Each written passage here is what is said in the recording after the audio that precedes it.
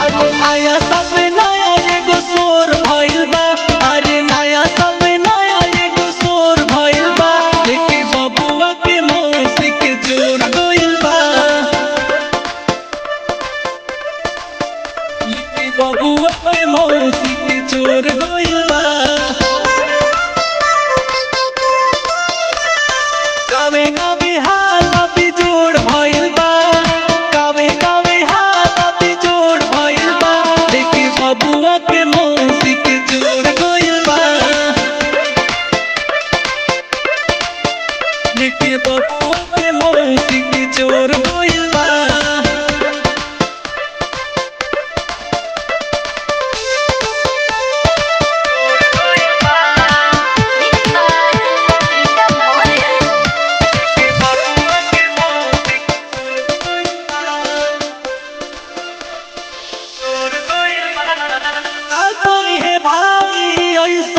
करी है दूसरा सामने वो गई है। नया साल में सोचल रही दिलवा के बात कही है।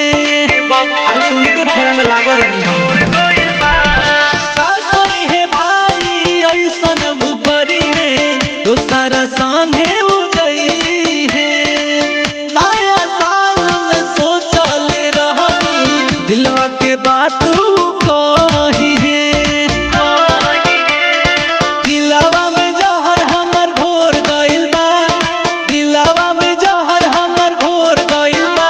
देखे बबुआ के मौसी के जोर गइल बा। देखे बबुआ के मौसी के जोर गइल बा। अरे का कहीं हो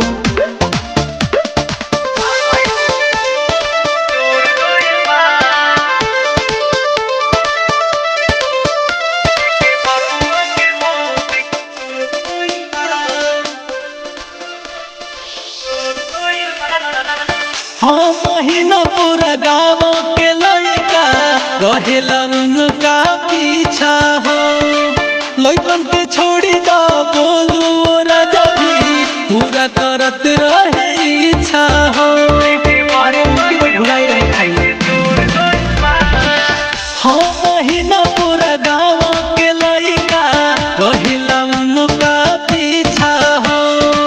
लड़कन के छोड़ी दा बोलू पूरा करत रहे इच्छा हो।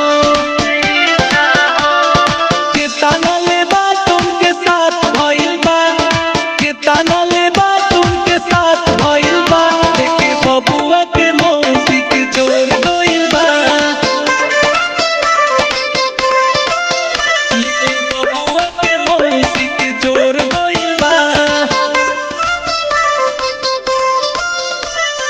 कहीं तनी खोज के लिया वालो ना हो।